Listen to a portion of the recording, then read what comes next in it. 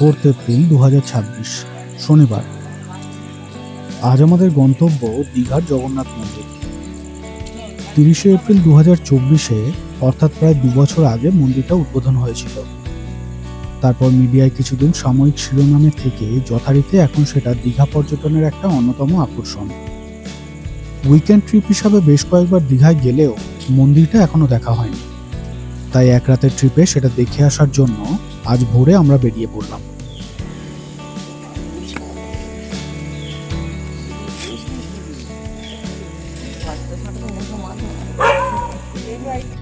Baruipur station থেকে দিনের প্রথম আপ ট্রেন অর্থাৎ ভোর 3:53 ডায়মন্ড হারবার লোকাল ধরে শিয়ালদা, সেখান থেকে ট্যাক্সি ধরে হাওড়া স্টেশন এবং হাওড়া থেকে সকাল 6:45 তাম্রলিপ্ত এক্সপ্রেস ধরার প্ল্যান রয়েছে।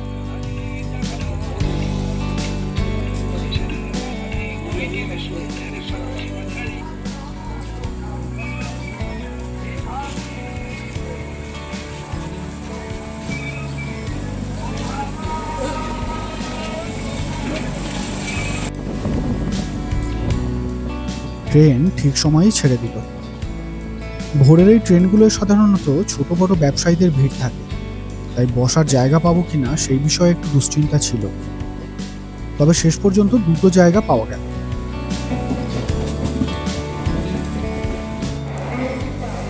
শিয়ালদা থেকে হাওড়া পর্যন্ত 250 টাকা ট্যাক্সি ভাড়া দিয়ে আমরা হাওড়া স্টেশনে এসে পৌঁছলাম। ভোরের সময়টায় শিয়ালদা থেকে যাত্রী সাথী, ওলা, উবার কিছুই অনলাইন বুকিং নিতে চায় না। ড্রাইভারদের কাছে এই সময়টা গোল্ডেন অপরচুনিটি। শিয়ালদার প্রিপেড ট্যাক্সি কাউন্টারও এই সময়টায় বন্ধ থাকে। অ্যাপ ক্যাবের বাইকগুলো অনলাইন বুকিং অ্যাকসেপ্ট করলেও আনঅফিসিয়ালি বেশি ভাড়া চায়, তাই সময় মতো গন্তব্যে পৌঁছতে গেলে ওদের ডিমান্ড মানা ছাড়া উপায় নেই।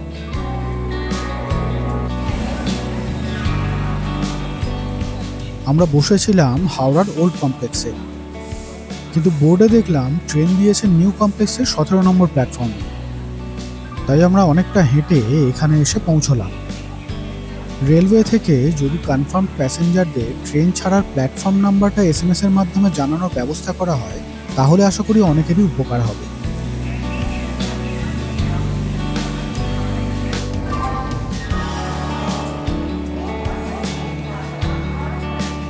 এটা আমাদের আজকের জার্নির সেকেন্ড সিটিং এর কোচ D1।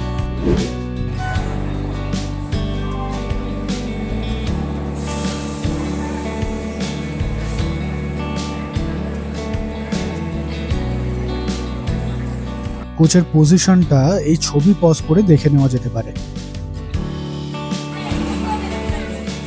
ট্রেন ছাড়তে তখনও বেশ কিছুটা সময় বাকি থাকায় আমি বাইরে বেরিয়ে আরেক রাউন্ড চা খেয়ে নিলাম।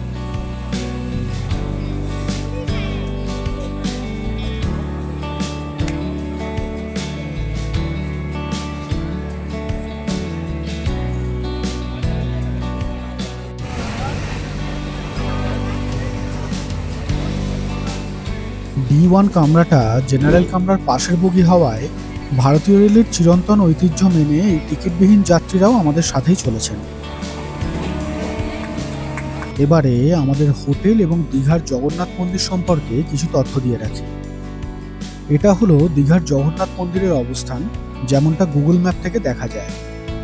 নিচের বাঁদিকে এটা হলো দীঘার ফ্ল্যাগ স্টেশন, যেখানে আমরা প্রায় সকাল 10:30 নাগাদ ট্রেন থেকে নেমেছিলাম। যদিও আমাদের নামার স্কেডিউল টাইম ছিল সকাল 10:05। স্টেশন থেকে মন্দিরের পিছনের অংশটা বেশ ভালোভাবে দেখা যায়।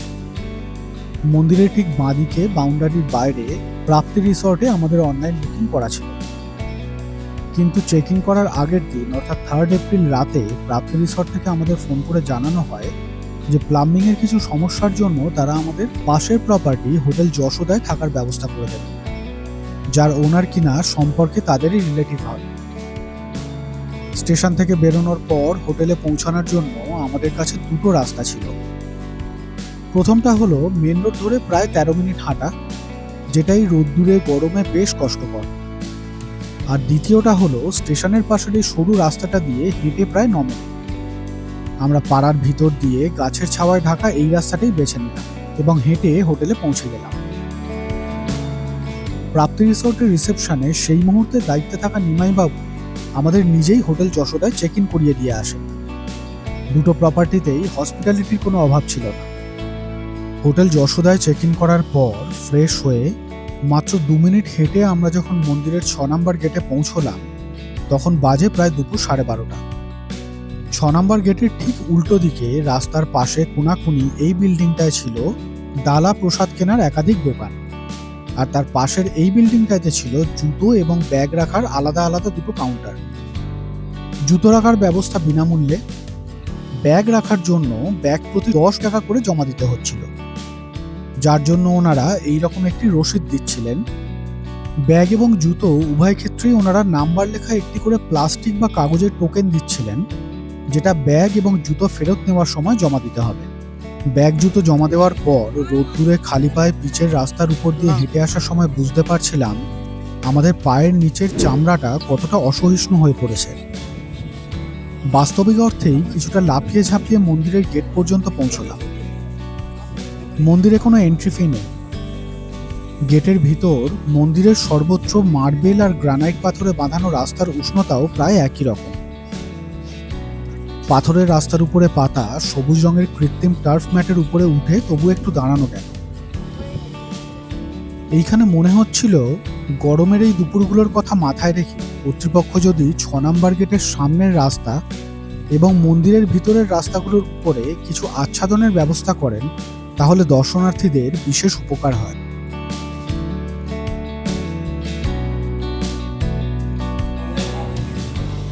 নম্বর গেট দিয়ে মন্দিরে ঢুকে বাঁদিকের প্রথম বড় বিল্ডিংটাই ভোগ বিতরণের জায়গা।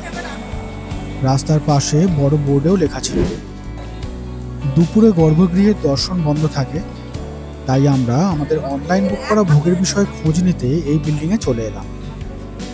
ফোনে দেখলাম এখানকার তাপমাত্রা তখন প্রায় 34 ডিগ্রি সেলসিয়াস।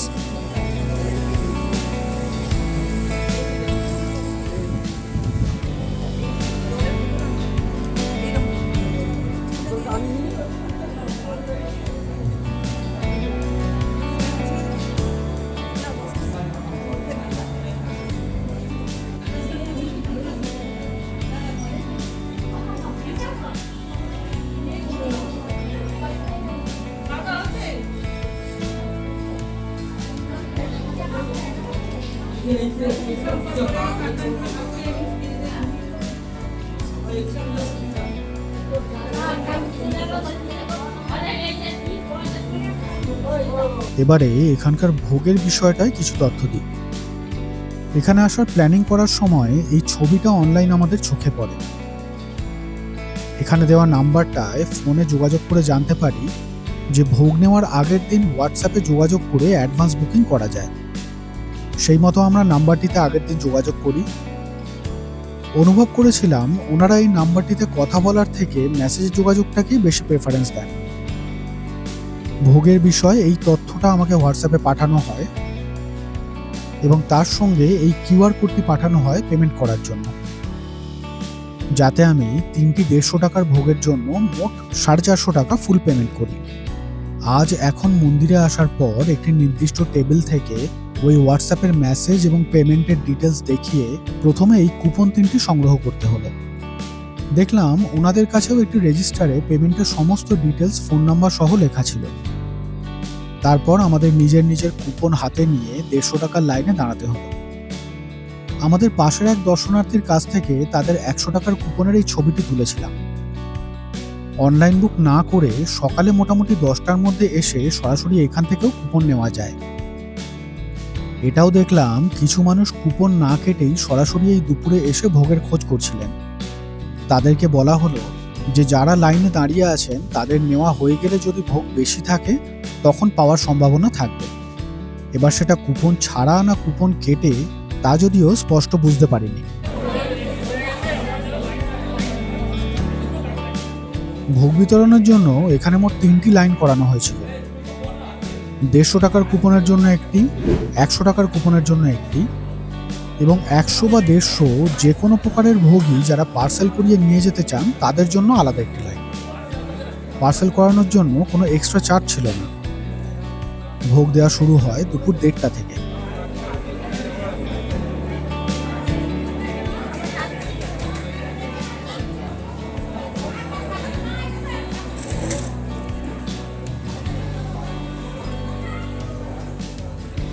এটা হলো আমাদের 150 টাকার ভোগের থালি এবং আমাদের পাশেই এটা হলো অপর এক দর্শনার্থীর 100 টাকার ভোগের থালি। সম্ভবত 150 টাকার ভোগের থালিতে পদের সংখ্যা একটু বেশি থাকার জন্যই স্টিলের মিল প্লেটে দেওয়ার ব্যবস্থা হয়েছে। 100 টাকার কুপনের সকলকেই কাগজের প্লেটে দেওয়া হয়েছে দেখলাম। ভিড় থাকার জন্য পার্সেলের ব্যবস্থাটা কিরকম সেটা দেখার সুযোগ হয়নি। এবারে দেখা যাক আমাদের 150 টাকার ভোগের থালিতে ঠিক কি কি পদ দেওয়া হয়েছে। ডাল ভাত, পোলাও, আলুর চচ্চড়ি, বাঁধাকপির বড়া বা পকোড়া দিয়ে একটা ঝাল মতো আইটেম, একটা প্যাঁড়া, বেসনে ডুবিয়ে ভাজা কুমড়ো, পনিরের তরকারি এবং শেষে টমেটোর চাটনি। 100 টাকার থালিতে দেখলাম পোলাওটা ছিল না এবং 150 টাকার তুলনায় বেশ কয়েকটা পদ কম। আগের দিন হোয়াটসঅ্যাপে পাওয়া এই মেসেজ থেকে মেনু সম্পর্কে কিছুটা আইডিয়া পাওয়া যাবে। ভোগের স্বাদ, গুণমান এবং পরিমাণ নিয়ে কোনো মন্তব্য করলাম না, যেহেতু এই বিষয়টায় মতামত ব্যক্তিভেদে ভিন্ন।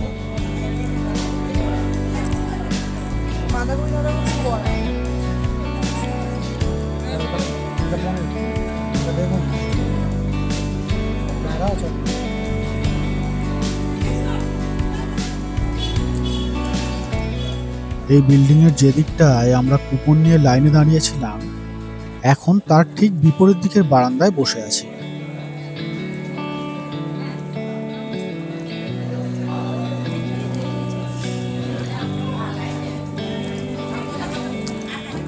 আমাদের ঠিক পিছন দিকে চেয়ারে বসে খাওয়ার ব্যবস্থাও ছিল, তবে প্রথমবার এখানে আসায় আমরা জানতাম না যে ওদিকে কুপনের লাইন শুরু হওয়ার সাথে সাথেই এদিকে চেয়ারে বসার জায়গাগুলো একে একে রিজার্ভ হতে থাকে। এই গরমে কয়েকটা ফ্যানের ব্যবস্থা থাকলেও একটু হয়তো স্বস্তি পাওয়া যেত। পানীয় জলের জন্য কাছে নিজেদের বোতল রাখাটাই শ্রেয়, কারণ এখানে একমাত্র পানীয় জলের ব্যবস্থাটা হাত ধোয়ার জলের জায়গার কাছে ছিল দেখলাম।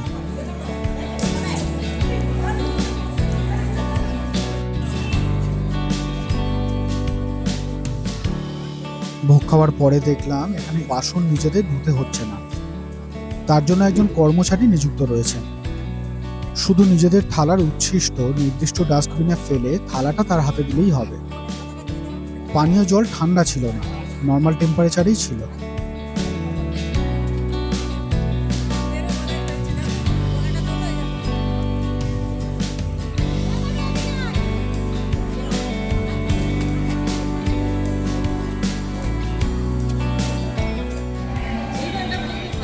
খাওয়া দাওয়ার পর আমরা মন্দির থেকে প্রায় 15 মিনিট হেঁটে মেরিন অ্যাকোরিয়াম অ্যান্ড রিজিওনাল সেন্টারে পৌঁছে গেলাম। কিন্তু পৌঁছে জানতে পারলাম রক্ষণাবেক্ষণের কাজের জন্য এখানকার অ্যাকোরিয়াম অংশটা পুরোটাই বন্ধ আছে, শুধু মিউজিয়ামটা খোলা রয়েছে। তাই আমরা সেটা দেখে বাইরে কিছুক্ষণ বসে বিশ্রাম করে নিলাম। ভিতরে ছবি এবং ভিডিও তোলা বারণ থাকায় ভিতরের কোনো ফুটেজ দেখাতে পারলাম না।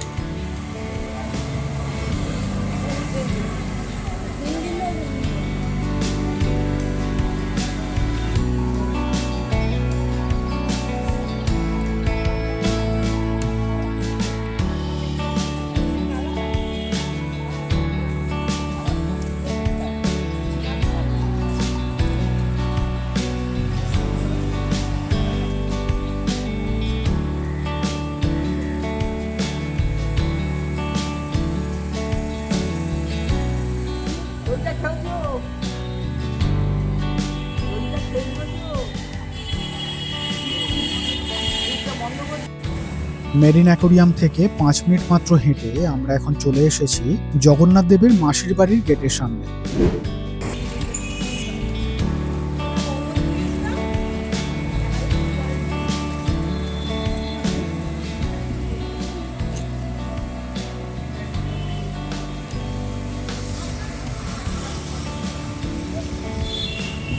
দুপুরে মাসির বাড়ির দরজা বন্ধ থাকায় আমরা ভিতরটা দেখতে পারিনি, তবে পাশের মন্দিরটা দেখে চিনতে পারলাম যে আমরা আগে অনেকবার এখানে এসেছি এবং এই পুরনো মন্দিরটা দেখেছি।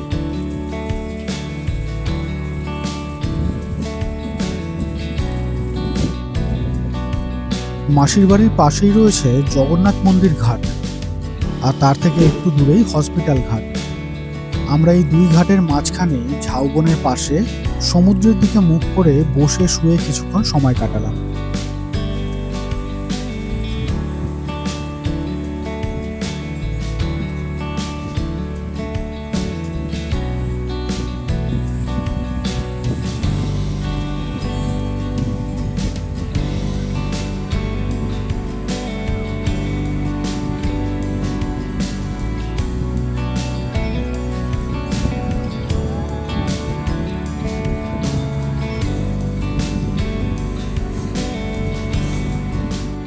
দুপুরের প্রচণ্ড গরমে আমরা জগন্নাথ মন্দিরের ভিতরটা ঘুরতে পারিনি, শুধু ভোগ খেয়েই বেরিয়ে এসেছিলাম। তাই বিকেলে রোদ্দুর কমার পর আমরা সমুদ্রের ধার থেকে হেঁটে আবার মন্দিরে চলে এলাম। এখন তবু পাথরের ওপরে খালি পায়ে হাঁটা যাচ্ছে, তাপমাত্রাটা সহ্য করার মতো।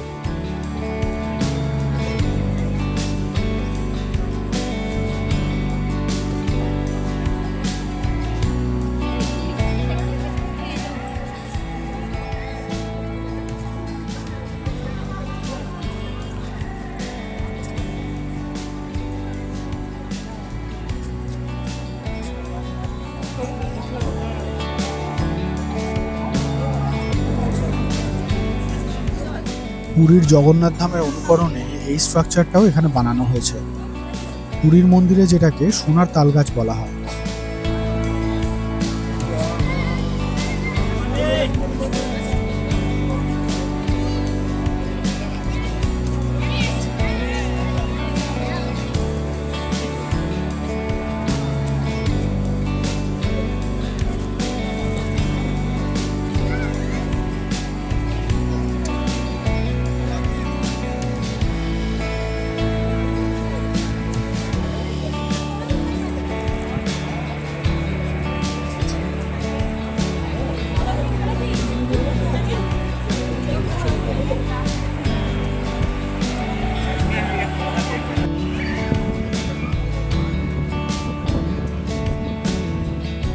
প্রথম গেট দিয়ে ঢোকার পর দেখলাম এই কৃত্রিম জলাশয়টা এখানে বানানো রয়েছে, এবং এটাই সম্ভবত এই মন্দির ক্যাম্পাসের মধ্যে একমাত্র জলাশয়।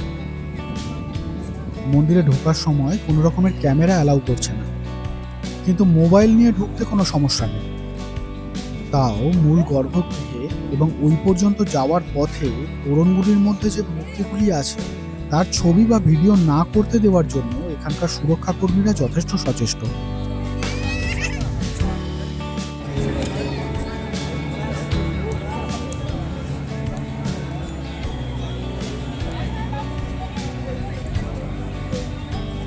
এবারে মন্দিরের স্পটলাইটগুলো একে একে জ্বলতে শুরু করেছে, আর তার সাথেই মন্দিরের চেহারাটাও বদলাচ্ছে।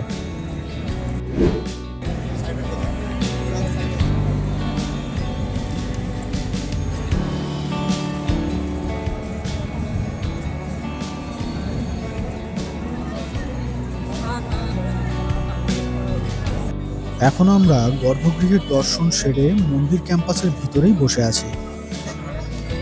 আমরা যখন লাইন দিয়ে গর্ভগৃহের সামনে পৌঁছলাম তখন একদিকে আরতি হচ্ছিল, অন্যদিকে একদল বাচ্চা মেয়ে উড়িষ্যারই কোনো এক ট্র্যাডিশনাল নাচ পরিবেশন করছিল। পরিবেশটা নিঃসন্দেহে সুন্দর। মন্দির চত্বরে বয়স্ক এবং শারীরিকভাবে অক্ষমদের জন্য হুইল চেয়ারের ব্যবস্থা রয়েছে দেখলাম, যদিও সেটা চার্জেবল কিনা জানতে পারি।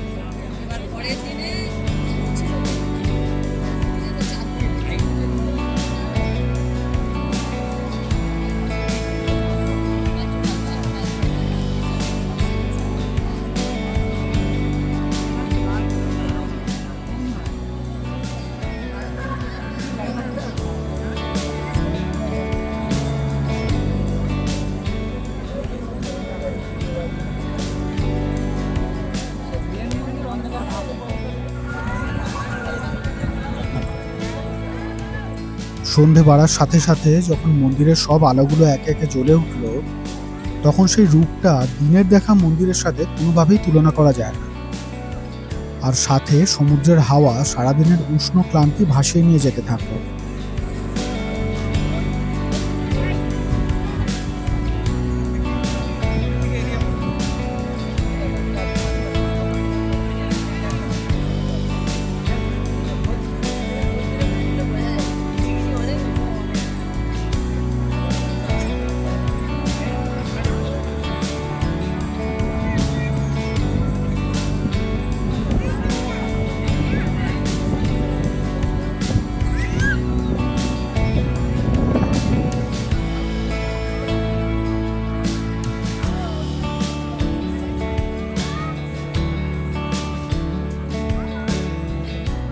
মন্দির থেকে ফাইনালি বেরিয়ে যাওয়ার আগে দেখলাম মন্দিরের গেটের ভিতর রাস্তার পাশে বিনামূল্যে খিচুড়ি ভোগ বিতরণ চলছে, ছোট ছোট ডিসপোজেবল কাগজের বাটিতে করে।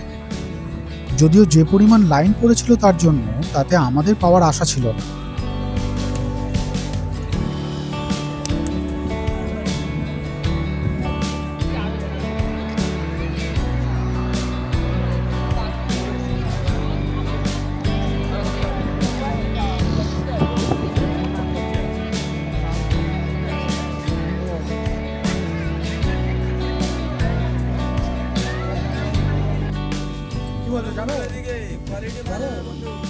মন্দির থেকে বেরিয়ে 20 টাকা মাথা পিছু ভাড়ায় আমরা একটা টোটো ধরে নিউ দীঘা সি বিচে চলে এলাম।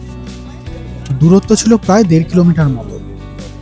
ডিনারের জন্য প্ল্যান ছিল মাছ ভাজা দিয়ে মুড়ি চানাচুর খাবো, কিন্তু নিউ দীঘায় মাছ ভাজা খুঁজতে এসে দেখলাম আগে বালির তটে যে দোকানগুলো বসতো সেগুলো সরিয়ে সমুদ্রের পাড়ের রাস্তা থেকে একটু দূরে একটা নির্দিষ্ট জায়গায় পরপর লাইন দিয়ে বসানো হয়েছে। দৃশ্যটা একটু অপরিচিত, তবে পরিচ্ছন্নতার দিক দিয়ে ভাবলে এটা একদিকে ভালো সিদ্ধান্ত। মাছ ভাজিয়ে সমুদ্রের ধারে কিছুক্ষণ বসে আমরা ফেরার পথ ধরলাম। রাস্তায় গরম চপ ভাজতে দেখে সেটাও কয়েকটা কিনে নিলাম।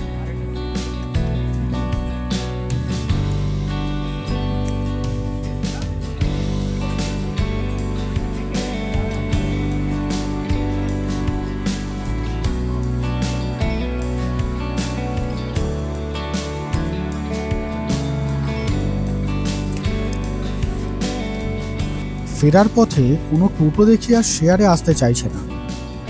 রিজার্ভ করার ভাড়া যা চাইছে সেটা ন্যায্য নয়। তাই জয় জগন্নাথ বলে পদযুগলে ভরসা রেখে আমরা প্রায় 20 মিনিট হেঁটে হোটেলে ফিরে এলাম। এটা আমাদের আজকের রাতের রাজাহাট। মুড়ি চানাচুর, সবজি দিয়ে সুজি ভাজা, গরম গরম মাছ ভাজার সাথে কাসুন্দি, স্যালাড, আলুর চপ আর ডিম সিদ্ধ।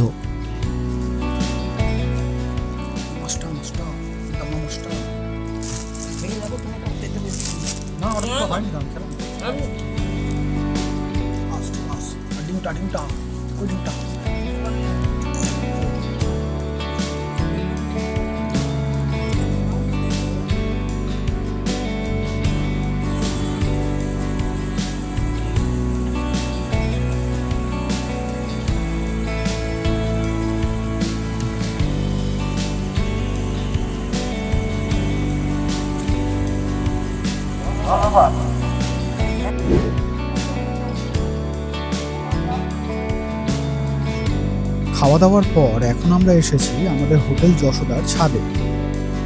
এটাকে এক অর্থে রুফটপ ক্যাফেও বলা চলে, কারণ নিচে হোটেলের রেস্টুরেন্টের কিচেনে অর্ডার দিলে ওরা সম্ভবত এখানে খাবার বা চা কফিও দিয়ে যাবে। আমাদের হোটেলের ডান দিকেই এটা হলো সেই প্রাপ্তি রিসর্ট যেখানে আমাদের প্রাথমিক বুকিংটা করা ছিল।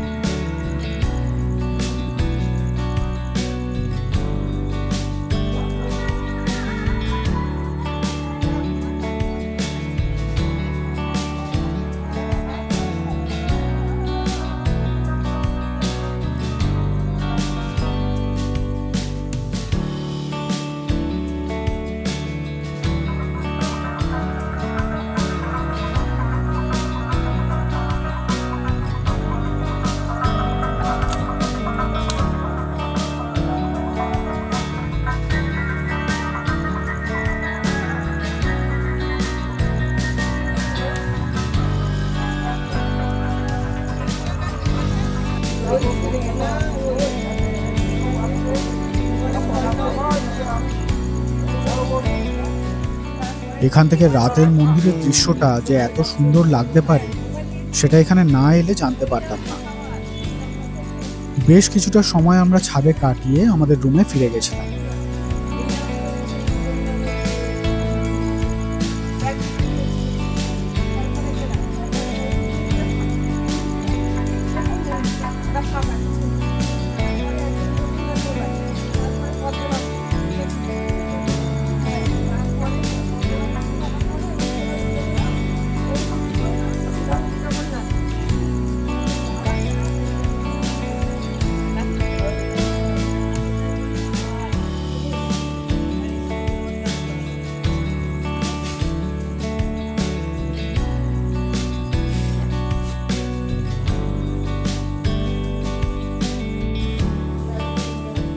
এটা হলো হোটেল যশোদায় আমাদের ঘর, গ্রাউন্ড ফ্লোর, রুম নাম্বার 103।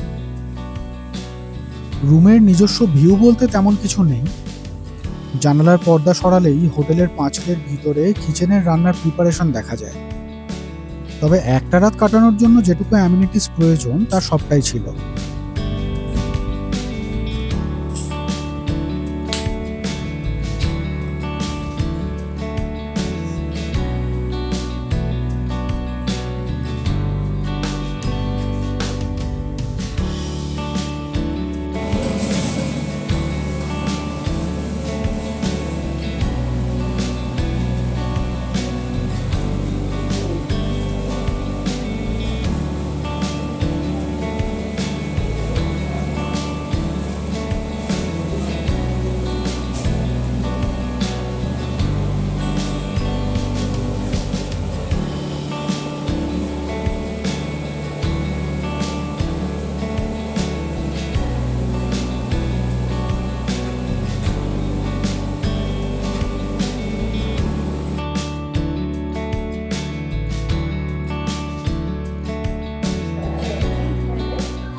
সকালে হোটেল থেকে ব্রেকফাস্ট সেরে চেক আউট করে আমরা হেঁটেই স্টেশনে চলে আসি।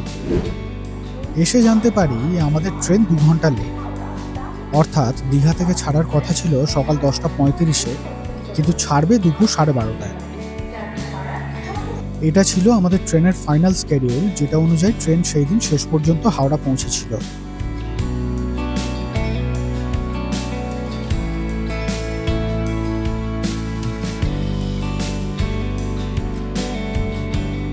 স্টেশনে বসে থাকতে থাকতে মনে হলো দীঘার আইআরসিটিসি রেলওয়ে রিটায়ারিং রুমের খবরটা একবার নিয়ে আসি। রেলওয়ে স্টাফেদের জিজ্ঞাসা করতে করতে যখন স্টেশনের ফার্স্ট ফ্লোরে পৌঁছলাম, দেখলাম হেল্প ডেস্ক ফাঁকা।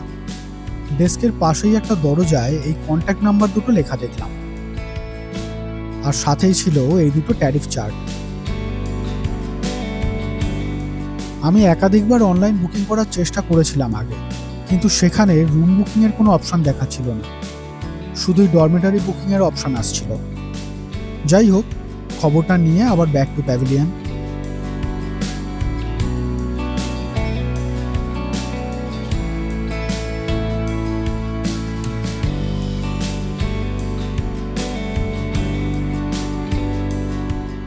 ট্রেন আসার অ্যানাউন্সমেন্ট হওয়ার পর আমরা প্ল্যাটফর্মে কিছুটা এগিয়ে আমাদের বগির পজিশন আন্দাজ করে একটা চেয়ার দখল করলাম।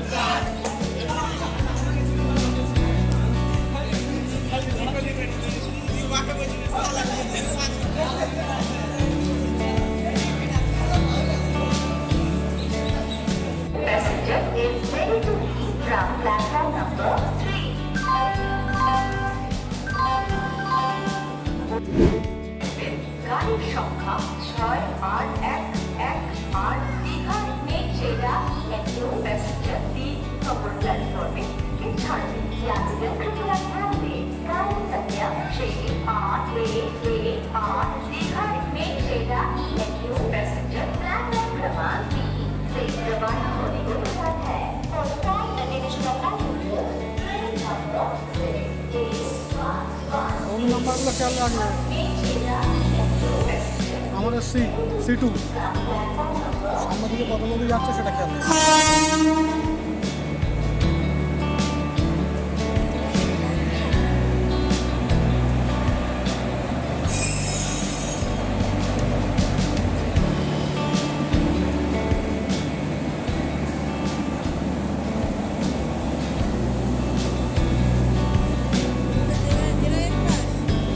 এই রে না, ঠিক আছে, হ্যাঁ হ্যাঁ, আমি এই জানলাটা থেকে ভাবছিলাম এটা কোথায় গিয়ে এসি, এটা হচ্ছে না, দেখে বুঝতে পারছো না? তাহলে ঠিকই আছে, তাহলে আরামসে বসতে হবে।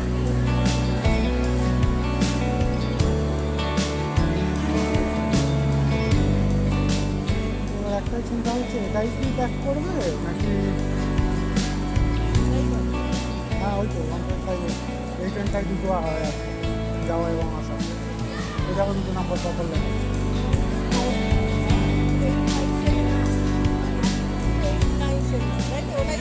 না দাম দেবে যেখানে 12857 তার পাশে দেখো 12858। অন্য কোনো ট্রেন যখন হবে তখন হবে, নাম্বারটা মনে রাখো, পরে সার্চ করা যাবে কোন ট্রেন হচ্ছে। 22897।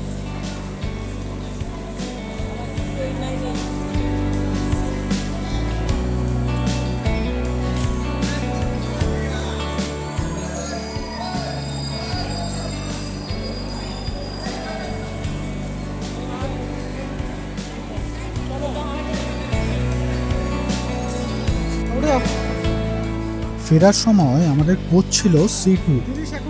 এই দুপুরের গরমে একটু হলেও স্বস্তি পাওয়ার জন্য ফেরার টিকিটটা আর সেকেন্ড সিটিংয়ে বুক করার দুঃসাহস দেখায়নি।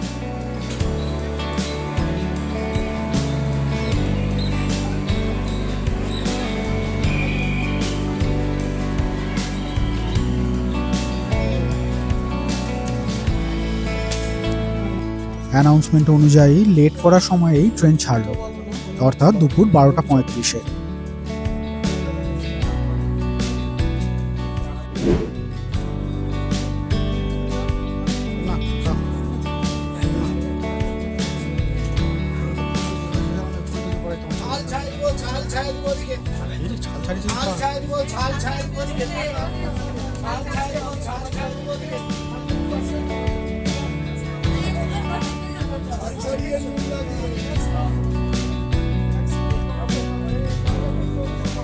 ট্রেন ছাড়ার একটু পর থেকেই আমরা ডান হাতের কাজ শুরু করে দিলাম।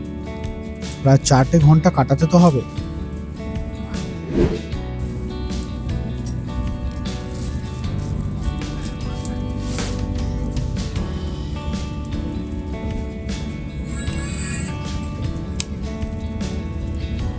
হাওড়া স্টেশনে নামার পর সেখান থেকে যাত্রীর সাথে প্রিপেড ট্যাক্সি নিয়ে শিয়ালদা, এবং তারপর শিয়ালদার 8 নম্বর প্ল্যাটফর্মের উপরে এই রেলওয়ে লাউঞ্জে এখন আমরা ডিনারের অপেক্ষায় রয়েছি।